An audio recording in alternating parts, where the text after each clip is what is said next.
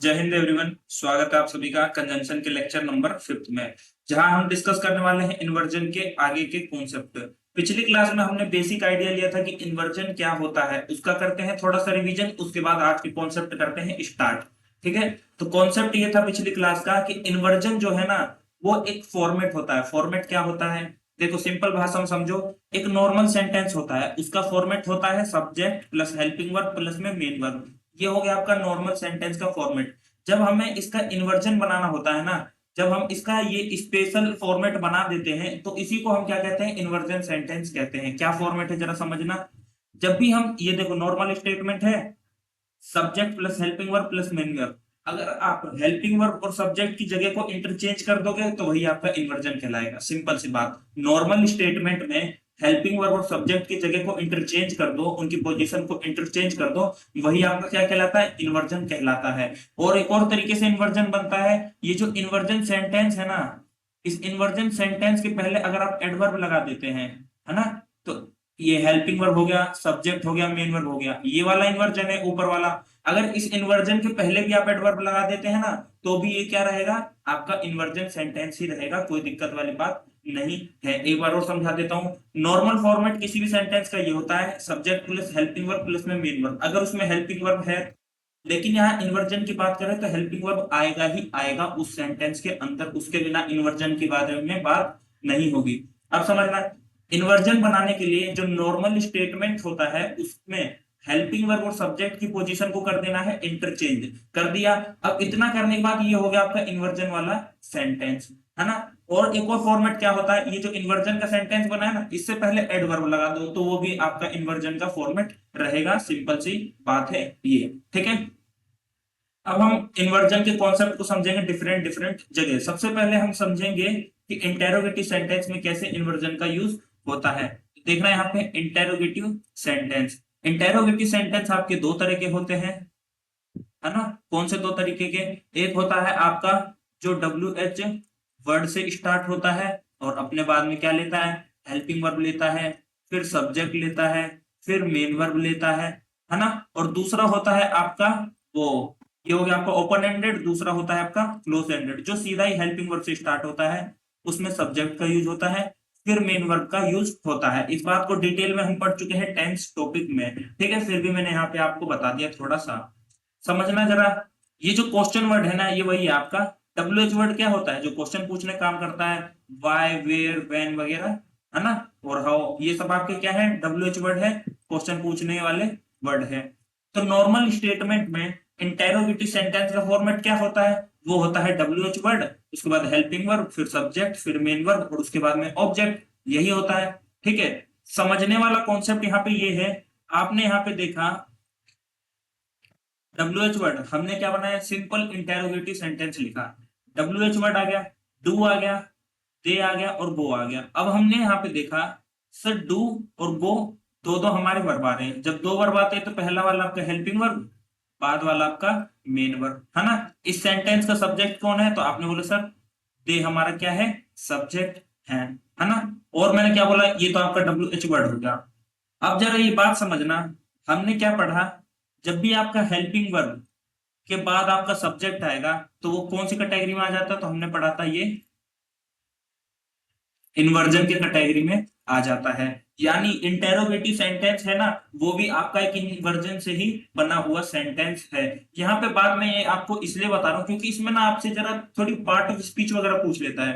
Part of speech किसकी पूछेगा, part of speech आपसे पूछेगा वाई की क्या है पार्ट ऑफ स्पीच, तो वाई की पार्ट ऑफ स्पीच क्या है, एडवर्ब, है ना। और इस बात को डिटेल में हम जानेंगे एडवर्ब टॉपिक में, इस बात को हम डिटेल में जानेंगे एडवर्ब टॉपिक में। अगर आपने एडवर्ब टॉपिक पहले पढ़ लिया है तो आपको कोई दिक्कत नहीं होगी, कोई दिक्कत वाली बात नहीं है।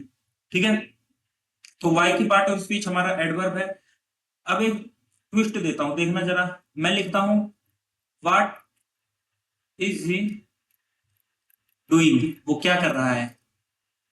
अब मैंने लगाया is helping verb, he subject. यहाँ पे हेल्पिंग वर्ब के बाद में सब्जेक्ट आ रहा है, इन्वर्जन का कॉन्सेप्ट है। अब मैंने बोला व्हाट की पार्ट ऑफ स्पीच बताओ, तो आपने जो अभी पढ़ा आपने बोला सर ये है हमारा एडवर्ब, और मैं बता दूं ये एडवर्ब नहीं है, इसका पार्ट ऑफ स्पीच कुछ अलग है ना। इसका पार्ट ऑफ स्पीच कुछ अलग है। अगर आपने एडवर्ब टॉपिक पढ़ लिया है तो आपको इसका जवाब पता है, और अगर नहीं पढ़ा तो मैं जो आगे पढ़ाऊंगा एडवर्ब टॉपिक, तो उसमें आपको क्या करना है, उसमें आपको पता चल जाएगा कि वाट का पार्ट ऑफ स्पीच क्या है, या फिर यहाँ पे हु का पार्ट ऑफ स्पीच क्या होता है ना। तो ये डाउट है, मैं ट्विस्ट देके जा रहा हूँ कि आपको अगर एडवर्ब टॉपिक पढ़ा है तो आपका डाउट क्लियर है, अगर नहीं पढ़ा है तो मैं आपको पढ़ाऊंगा नेक्स्ट क्लास में, है ना, जब एडवर्ब स्टार्ट करेंगे। अब आ जाते हैं इसका दूसरा फॉर्मेट, जो कि होता है हमारा क्लोज एंडेड। उसका फॉर्मेट होता है helping verb, subject, main verb और ऑब्जेक्ट। क्या यहाँ पे ऐसा है, helping verb, subject, main verb और आपका ये तो एडवर्ब है, ऑब्जेक्ट लगाओ ना लगाओ कोई मतलब नहीं, हमें सब्जेक्ट वर्ब से मतलब है। ये हो गया आपका सब्जेक्ट, दो वर्ब आ रहे, पहला वाला हेल्पिंग वर्ब, बाद वाला मेन वर्ब। यहाँ पे भी वही फॉर्मेट अप्लाई हो रहा है, ये भी आपका क्या है, इन्वर्जन है। हेल्पिंग वर्ब के बाद क्या आ रहा है आपका, सब्जेक्ट आ रहा है, इसका मतलब क्या है, इन्वर्जन है।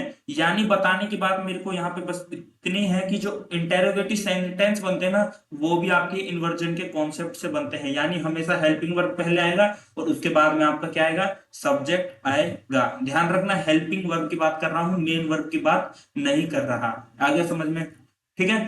तो इंटेरोगेटिव सेंटेंस के बारे में आपको इतना ही जानना है। अब हम जानेंगे एक सेंटेंस को किस तरीके से एम्फेसाइज करता है हमारा इन्वर्जन का कॉन्सेप्ट। तो इन्वर्जन का दूसरा यूज है टू एम्फेसाइज ए सेंटेंस, एक सेंटेंस को एम्फेसाइज करने के लिए, यानी उसको जोर लगाने के लिए कहना। समझते हैं जरा, आई नेवर गो देयर, मैं वहां कभी नहीं जाता, ये हो गया आपका एक सेंटेंस। और दूसरा सेंटेंस आ जाता है आपका never do I go there, कहीं कभी नहीं जाता मैं वहां पे, never do I go there, कभी नहीं जाता मैं वहां पे। तो ये जो नेवर वर्ड है ना, स्टार्टिंग ऑफ द सेंटेंस में आके क्या कर रहा है, एम्फेसाइज कर रहा है। तो सर आपने बोला इन्वर्जन का यूज तो एम्फेसाइज करने के लिए, यहां कैसे एम्फेसाइज कर रहा है जरा समझना। नेवर, आई और गो, डू और गो दो वर्ब है, तो पहला वाला हेल्पिंग वर्ब, बाद वाला मेन वर्ब। इस पूरे सेंटेंस का सब्जेक्ट सर ये रहा आई, है ना। अब देखना, हेल्पिंग वर्ब के बाद आया सब्जेक्ट और उससे पहले आ रहा है आपका never, adverb. Adverb of frequency है, कोई काम कितनी बार होता है, never, often, seldom, rarely, बेयरली, scarcely, है ना। एडवर्ब ऑफ फ्रीक्वेंसी है, बेसिक बात ये है, नेवर यहाँ पे एडवर्ब है। और हमने पढ़ा है जब एडवर्ब आए उसके बाद हेल्पिंग वर्ब आए, हेल्पिंग वर्ब के बाद सब्जेक्ट आए, तो ये भी क्या है आपका इन्वर्जन है। क्या है, इन्वर्जन में है। आगे समझ में। तो never do I go there ना, ये इन्वर्जन में है ना, एम्फेसाइज कर सेंटेंस को, कभी नहीं जाता मैं वहां पे। और आई नेवर गो देयर में मैं वहां कभी नहीं जाता, ये ऐसा कहना चाह रहा है। और never do I go there कभी नहीं जाता, ये नेवर वर्ड पहले आ रहा है एम्फेसाइज करने के लिए बात को, कभी नहीं जाता मैं वहां पे। इन्वर्जन है यहाँ पे एम्फेसाइज करने के लिए सेंटेंस को। नोट पॉइंट वाली बेहतरीन बात जान लेना, इस कॉन्सेप्ट का जहर आपको एडवर्ब टॉपिक में मिलेगा। अगर आप पढ़ चुके हैं एडवर्ब टॉपिक तो उसमें आपको मिल जाएगा, अगर नहीं मिला, अगर नहीं पढ़ा तो आगे पढ़ लेना, इस कॉन्सेप्ट का जहर पिलाएंगे आपको एडवर्ब टॉपिक में, ठीक है। चलो, फोर शॉर्ट रिप्लाई, छोटे छोटे रिप्लाई देने के लिए भी हम इन्वर्जन का यूज करते हैं। इन्वर्जन का यूज करते हैं मतलब वही आपका हेल्पिंग वर्ब प्लस में सब्जेक्ट का यूज करेंगे। कैसे करेंगे शॉर्ट रिप्लाई के लिए जरा समझना। They are waiting for the bus and I am waiting for the bus too, वे बस का इंतजार कर रहे हैं और मैं भी इंतजार कर रहा हूं बस का। यानी ये पूरा आपका सेंटेंस है। अब मैंने कहा शॉर्ट रिप्लाई देने के लिए, यानी शॉर्ट बात कहने के लिए, किसी बात को शॉर्ट में कहने के लिए हम इन्वर्जन का यूज करते हैं। तो कैसे यूज करते हैं जरा देखना। They are waiting for the bus, वे बस का इंतजार कर रहे हैं।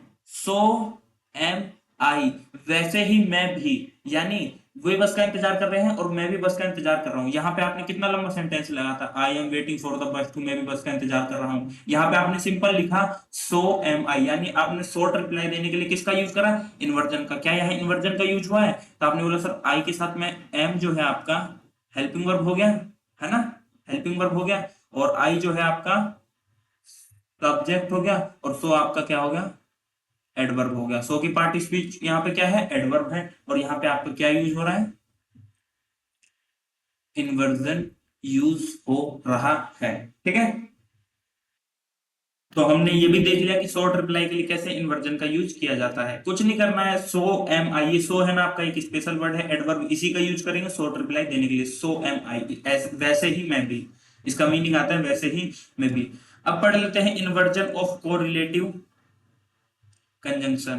कोरिलेटिव कंजंक्शन के इन्वर्जन कॉन्सेप्ट के बारे में। सबसे पहले कुछ कोरिलेटिव कंजंक्शन का रिवीजन कर लेते हैं। पहली बात, नॉट ओनली का पेयर हमेशा बट ऑल्सो के साथ बनेगा, याद रखना। हार्डली का पेयर हमेशा व्हेन के साथ बनेगा, याद रखना। पेयरली का जो पेयर है वो हमेशा व्हेन के साथ बनेगा। ये स्टेटमेंट वाला है ना, इसके बारे में भी बताऊंगा, ठीक है। चौथा, स्केर्सली का जो पेयर है वो व्हेन के साथ बनेगा। नो सूनर का जो पेयर है वो हमेशा आपका देन के साथ में बनेगा। अब समझना बात, ये जो मैंने यहाँ पे लिखा है ना स्टेटमेंट, यहाँ पे लिखा है स्टेटमेंट। जब भी आपके कोरिलेटिव कंजंक्शन का फॉर्मेट आता है और स्टार्टिंग ऑफ द सेंटेंस जो आपके है ना कोरिलेटिव कंजंक्शन के पहले पार्ट से होती है, यानी आपका सेंटेंस अगर not only, hardly, barely, scarcely, no sooner के साथ स्टार्ट होता है, तो उसके बाद वाला जो सेंटेंस होगा ना, स्टेटमेंट होगा, उसमें आपको इन्वर्जन का यूज करना है ना। अगर इन्वर्जन यही नहीं यूज करोगे ना, तो भी आप मीनिंग वही निकालोगे, लेकिन वही एक ग्रामेटिकली एरर हो जाएगा, वहां पे इन्वर्जन का यूज करना पड़ेगा। यानी पहले आपको हेल्पिंग वर्ब लिखना पड़ेगा और उसके बाद में सब्जेक्ट लिखना पड़ेगा। और ये नॉट ओनली, हार्डली वगैरह आपके एडवर्ब तो बन ही जाएंगे अपने आप, ठीक है। अब आ जाते हैं इसके बाद वाला जो स्टेटमेंट है ना, इसमें आपको इन्वर्जन का यूज नहीं करना है और यहाँ पे आपको करना है। सिंपल सी बात बताऊं, सिंपल सी बात, कोरिलेटिव कंजंक्शन दिखेगा, है ना, कोरिलेटिव कंजंक्शन दिखेगा, not only but also, hardly, when, barely, when, scarcely, when, no sooner than, ठीक है, हो गया। Not only, hardly, barely, scarcely, no sooner के बाद वाला जो स्टेटमेंट होगा उसके साथ में आपको इन्वर्जन का यूज करना है। वहीं दूसरी तरफ आपका जो कोरिलेटिव कंजंक्शन का सेकंड पार्ट है ना, but also, when, when, when, than, इसके साथ में आपको जो स्टेटमेंट देगा उसके साथ में इन्वर्जन का यूज नहीं करना है ना, उसके साथ में इन्वर्जन का यूज नहीं करना है। अब एक नोट पॉइंट वाली बात जान लेना। नोट पॉइंट वाली बात क्या, the complete concept will be applied only when the sentence start with the first word of THESE, these correlative conjunction. ये जो कंप्लीट कॉन्सेप्ट पढ़ाया है ना, नॉट ओनली के बाद स्टेटमेंट इन्वर्जन आएगा, व्हेन के बाद वाला स्टेटमेंट है उसके साथ में आपका इन्वर्जन नहीं आएगा। ये जो कंप्लीट कॉन्सेप्ट है वो अप्लाई होगा only when the sentence start with first word. यानी अगर आपका सेंटेंस स्टार्ट होता है नॉट ओनली से, हार्डली से, बेयरली से, स्केर्सली से, नो सूनर से, तभी आपको ये कॉन्सेप्ट अप्लाई करना है कि स्टेटमेंट के बाद ये जो पहला आपका कोरिलेटिव कंजंक्शन का पार्ट है, इसके बाद वाले में आपको इन्वर्जन का यूज करना है, और कोरिलेटिव कंजंक्शन का सेकंड वाला जो पार्ट है इसके बाद इन्वर्जन का यूज नहीं करना है। सिंपल सी बात है जो कि मैंने आपको बोल के भी बता दी थी। अब जरा समझ लेते हैं एग्जांपल से इन बातों को। सिंपल सा एक एग्जांपल ले गए, बस एक example. Hardly had he reached home when his friends came to meet him. देखना जरा यहाँ पे, hardly had he reached home when he came to meet him, वो घर पहुंचा ही था, मुश्किल से ही घर पहुंचा ही था कि उसके दोस्त उससे मिलने आ गए। जब उसके दोस्त उससे मिलने आ गए, वो मुश्किल से ही घर पहुंचा था, है ना। तो हार्डली का सबसे पहले आपको पेयर चेक करना है सेंटेंस में। तो हार्डली का पेयर किसके साथ बनता है सर? हार्डली का पेयर व्हेन के साथ में बनता है। क्या यहाँ पे बन रहा है? हाँ बन रहा है, यानी कोई दिक्कत नहीं है, ये कोरिलेटिव कंजंक्शन में कोई दिक्कत नहीं है। अब हमने देखा जब सेंटेंस हमारा हार्डली से स्टार्ट हो रहा है तो इसके बाद वाला जो स्टेटमेंट है इसमें हमें क्या अप्लाई करना है? इन्वर्जन अप्लाई करना है। क्या यहाँ पे हो रहा है? देखना, हार्डली हैड ही रीच्ड, ये हो गया आपका हेल्पिंग वर्ब, ये हो गया आपका मेन वर्ब, ये हो गया सब्जेक्ट। हेल्पिंग वर्ब पहले आ रहा है, सब्जेक्ट बाद में आ रहा है, यानी हार्डली के बाद वाला जो स्टेटमेंट है उसमें इन्वर्जन अप्लाई हो रहा है। और क्या पढ़ा था? और ये पढ़ा था जो इसका सेकंड वाला पार्ट होगा ना, इसके साथ में इन्वर्जन अप्लाई नहीं होगा। चलो देखते हैं हो रहा है कि नहीं। His friends came to meet him, his friends, ये हो गया आपका सब्जेक्ट, है ना, और ये हो गया आपका वर्ब। यहाँ पे एक ही वर्ब है आपका, है ना।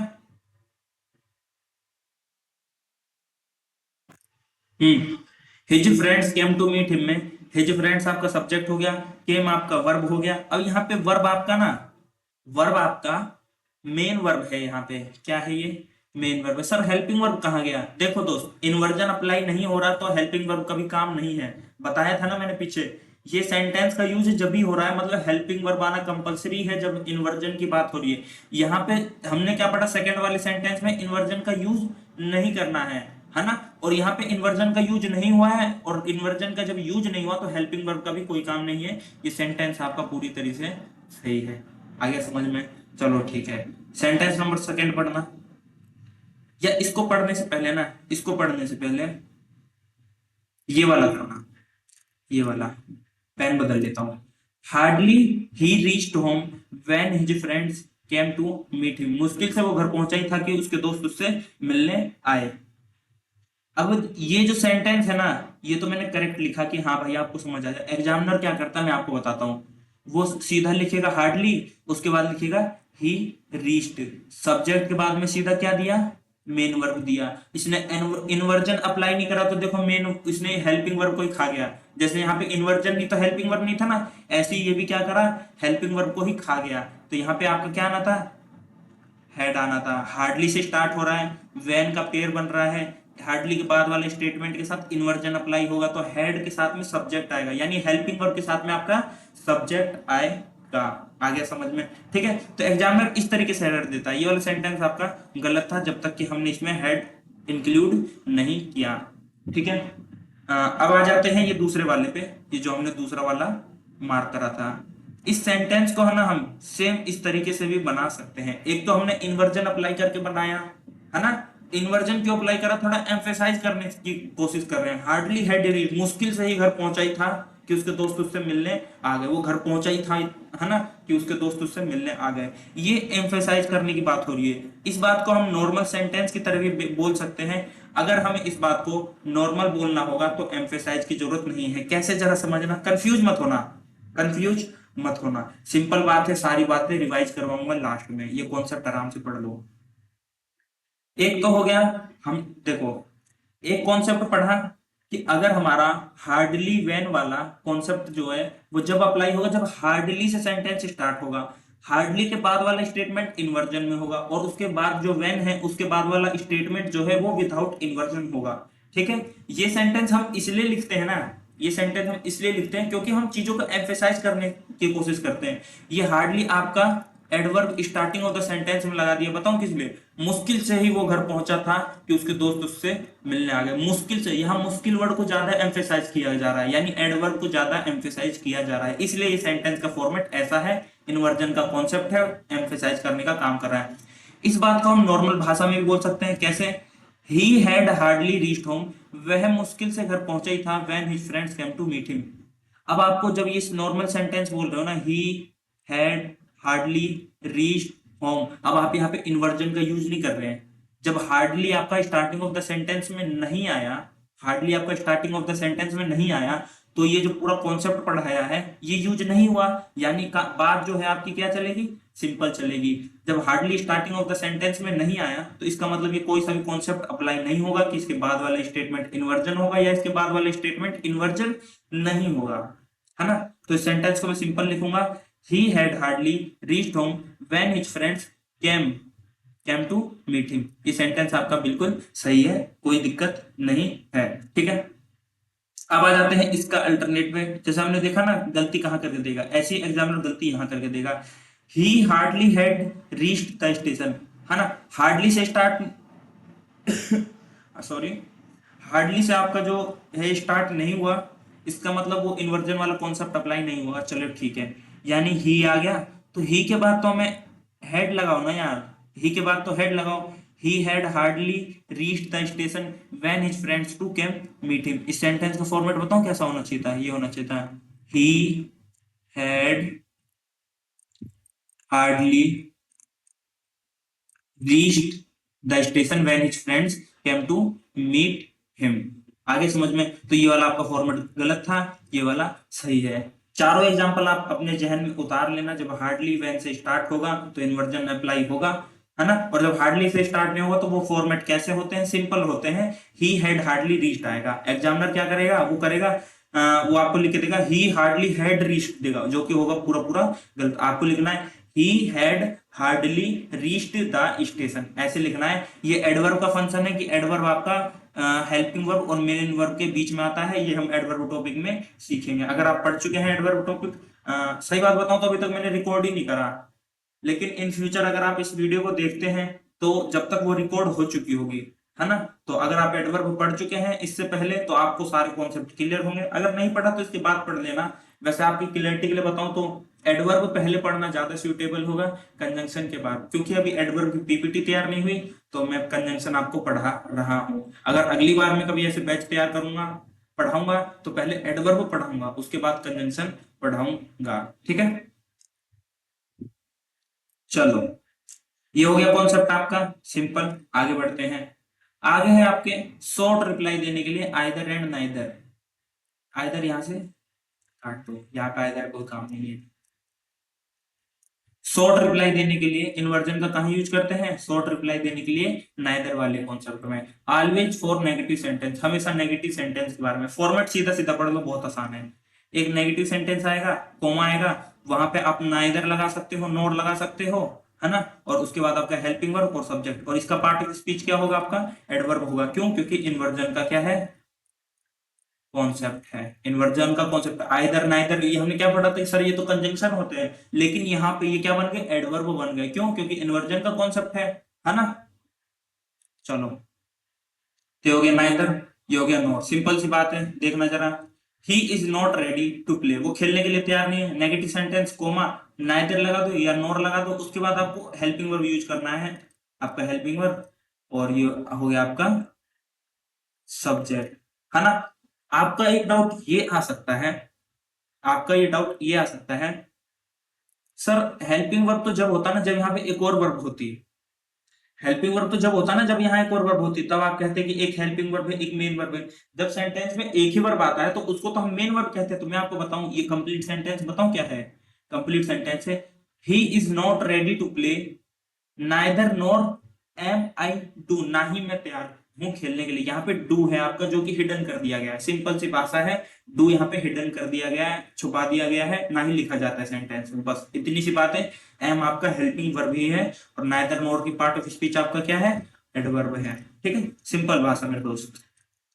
आई वॉज नॉट देयर, मैं वहां नहीं था।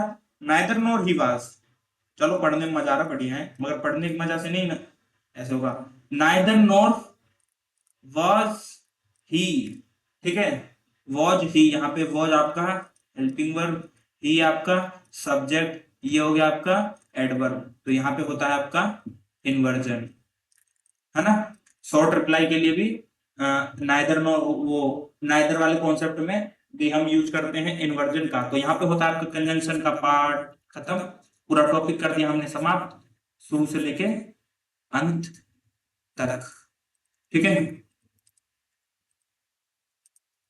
तो मिलते हैं प्रैक्टिस लेक्चर में आपसे नेक्स्ट लेक्चर में, जो कि होने वाला है लेक्चर नंबर 6, और previous year question, relevant question करेंगे सॉल्व। तो उम्मीद करता हूँ आज का सेशन जो है, आज का वीडियो लेक्चर आपको पसंद में आया होगा। अगर आपको अच्छा लगा, अच्छे से समझ में आया, आपके कॉन्सेप्ट क्लियर हुए, तो एक कमेंट करके जरूर जाए। धन्यवाद।